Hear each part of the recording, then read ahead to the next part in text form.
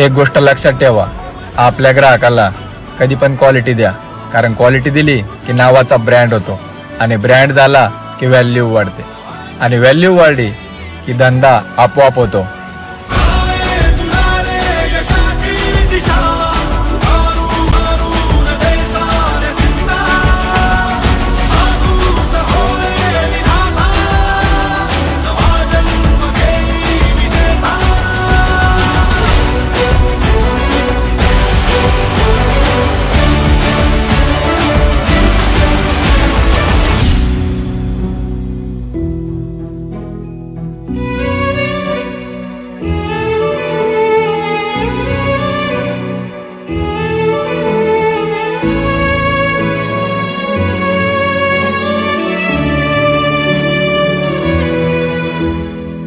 समता ध्रुवता